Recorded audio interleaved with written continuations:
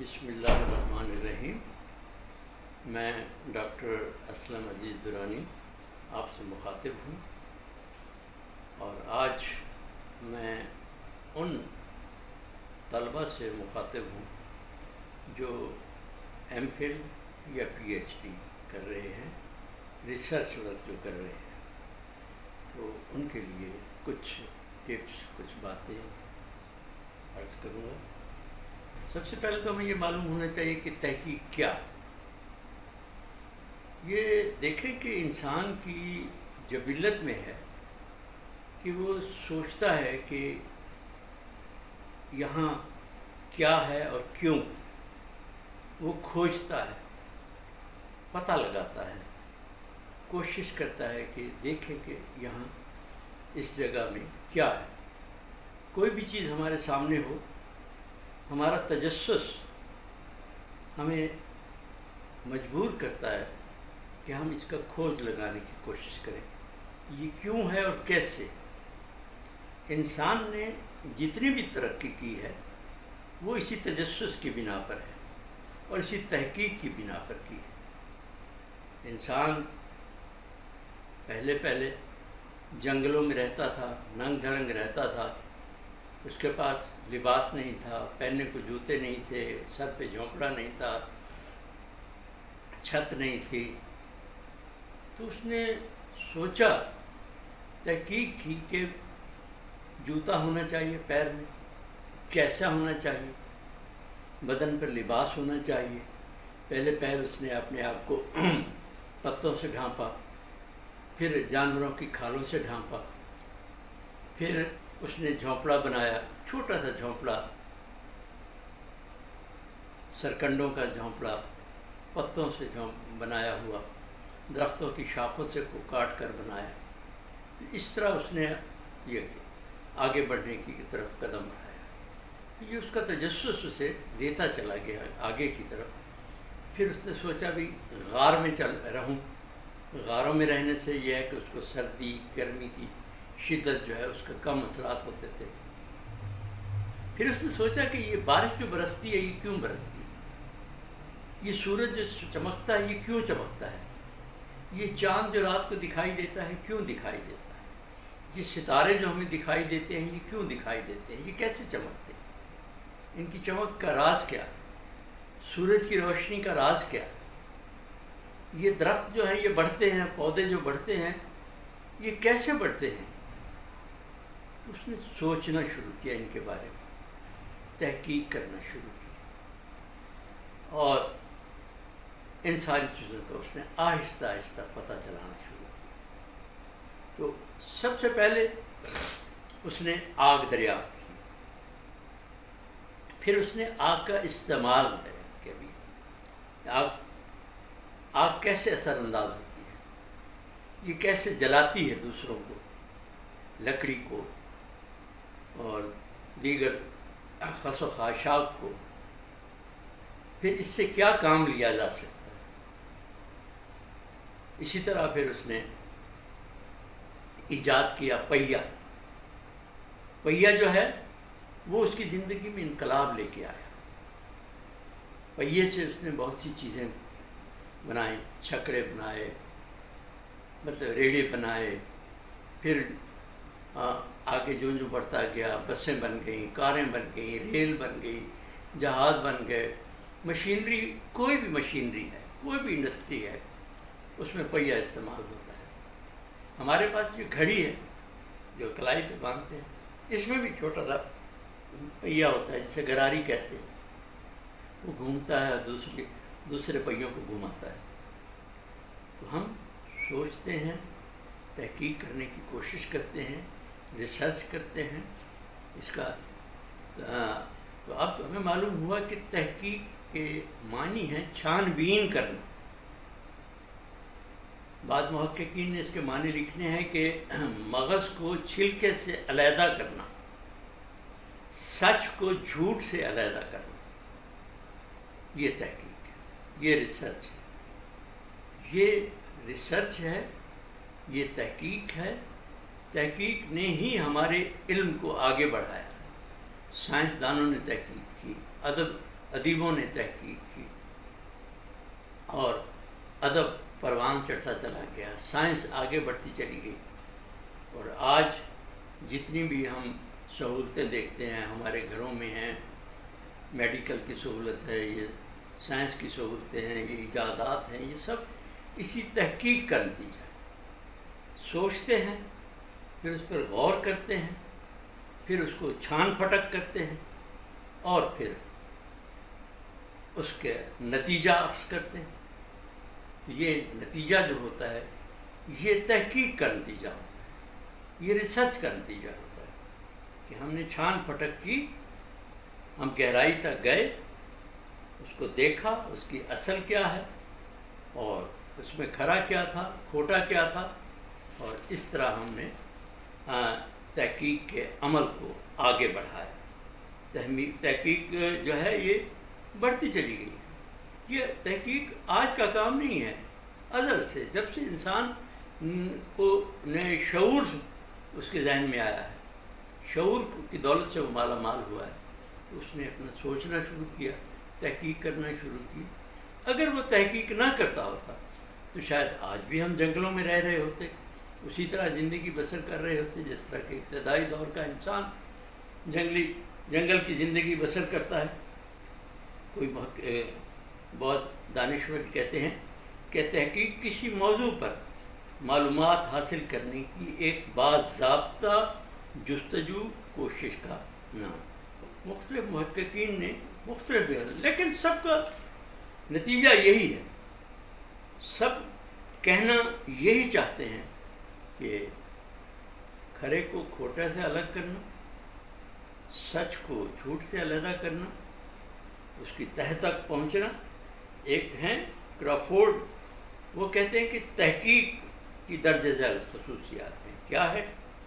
اس کا مرکز کوئی مسئلہ ہوتا ہے، نمبر ایک، اس کا مرکز کوئی مسئلہ ہوتا ہے، اس میں کوئی نئی بات کہی جاتی ہے، یہ دریافت کی جاتی ہے، اس کا دار و مدار جستجو پسندوں اور دماغی رجحان پر ہے، اس کے لیے کھلے دل و دماغ کی ضرورت ہے، جستجو متعصبانہ رویہ نہیں، کھلے دل و دماغ کے ساتھ ریسرچ کرنے کی ضرورت ہوتی ہے، اور اس کا انحصار اس مفروضے پر ہے کہ دنیا کی ہر چیز میں تبدیلی ممکن ہے،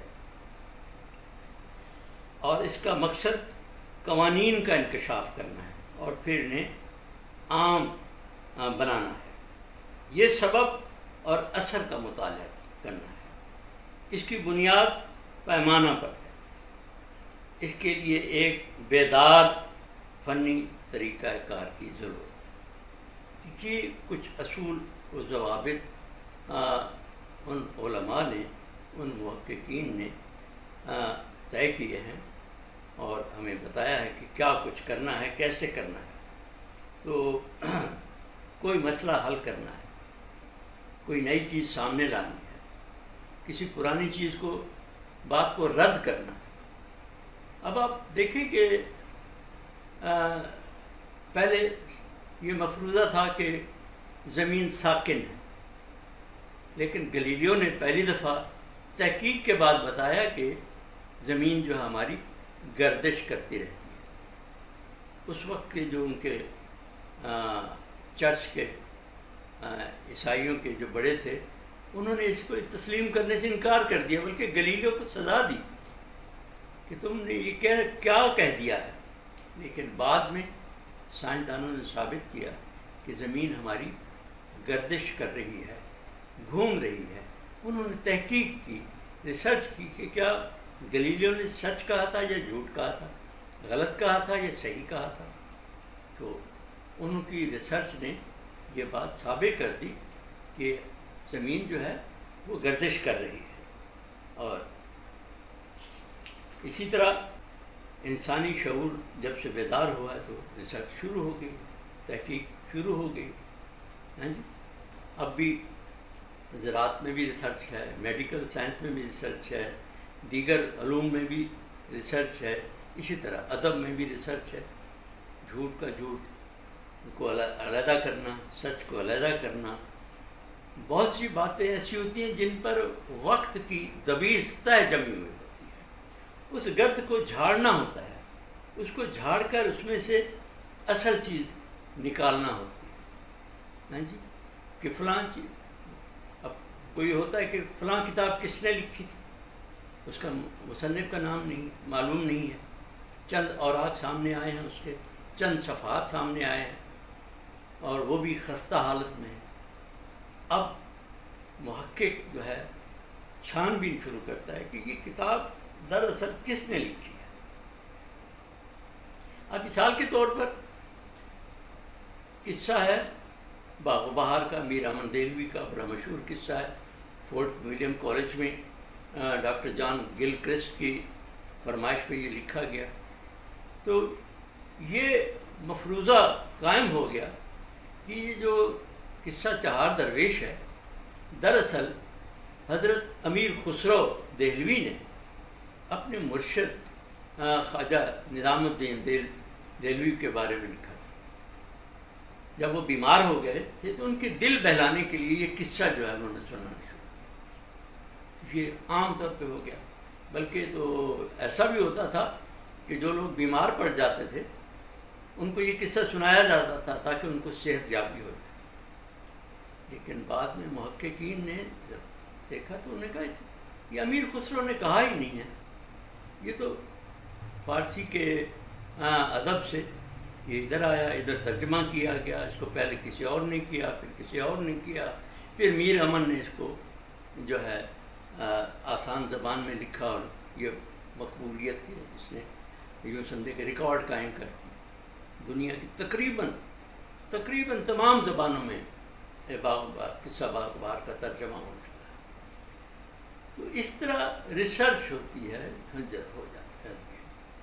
بہت سے اشعار ایسے تھے کہ لوگوں نے کہا کہ یہ امیر خسرو کے کہے ہوئے اشعار ہیں، لیکن کچھ محققین نے پھر ریسرچ کی، تحقیق کی اور بتایا دلائل کے ساتھ، ثبوتوں کے ساتھ کہ یہ فلاں اشعار جو ہیں یہ امیر خسرو کے ہیں ہی نہیں، یہ کسی اور شخص کے ہیں جنہوں نے لوگوں نے ملا دیے کہ یہ امیر خسرو کے۔ اسی طرح کی باتیں ادب میں بہت سی ہیں جن کو محققین نے جو ہے دریافت کیا اور ہمارے سامنے پیش کیا۔ بڑی بڑی کتابیں لکھی گئیں، ریسرچ پیپر لکھے گئے اور ان کو بتایا گیا۔ اب ہم آئیں گے اس کی طرف کہ یہ جو ہے کہ بتا تحقیق تلاش اور دریافت کا نام ہے۔ تحقیق کسی امر، سچ، صداقت، حقیقت یا حقائق کو دریافت کرتی ہے۔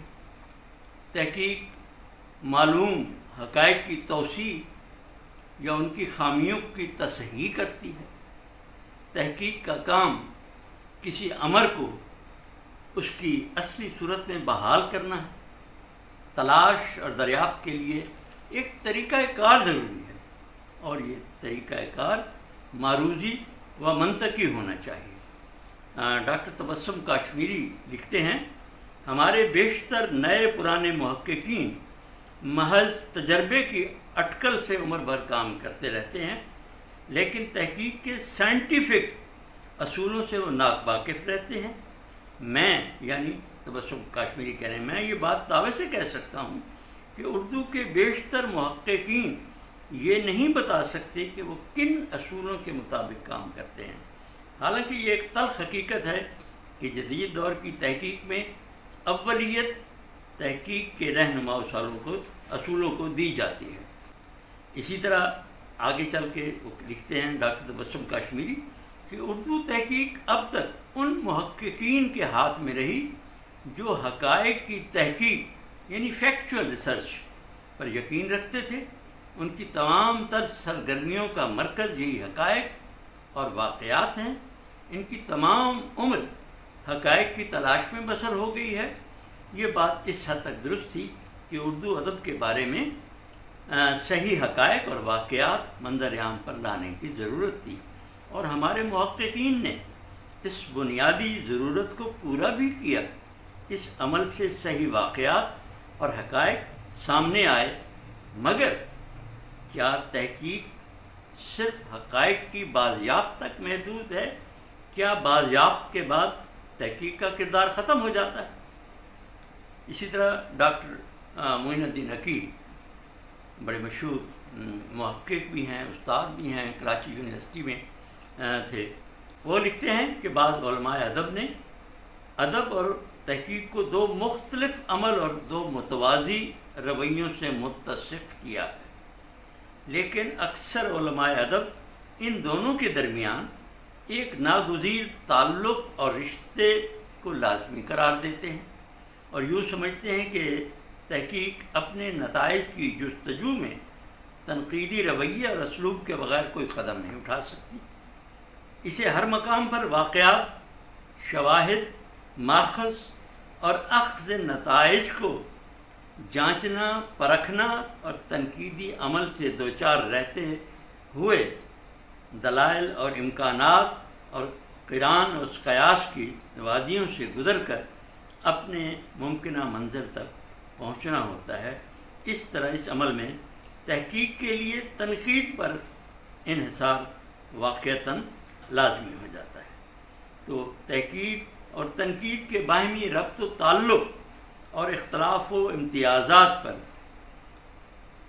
مختلف کتابوں میں نظریات بھی ملتے ہیں، بیانات بھی ملتے ہیں. تو تنقیدی شعور جو ہے نا ہمارے لیے ضروری ہے. تو آپ کو اندازہ ہوا کہ تحقیق کتنی ضروری ہے. تحقیق کے ساتھ ساتھ تنقید بھی ضروری ہے. اور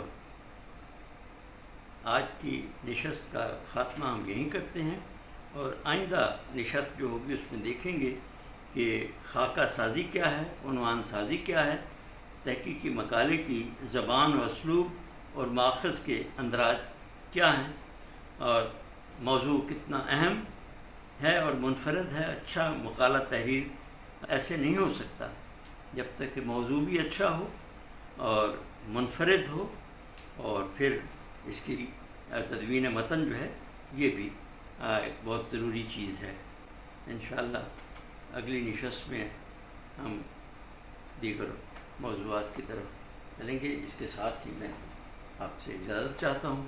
امید ہے کہ آپ نے میری باتوں سے کچھ نہ کچھ روشنی حاصل کی ہوگی. اس کے ساتھ ہی آج کا موضوع اختتام پذیر ہوتا ہے. اللہ حافظ.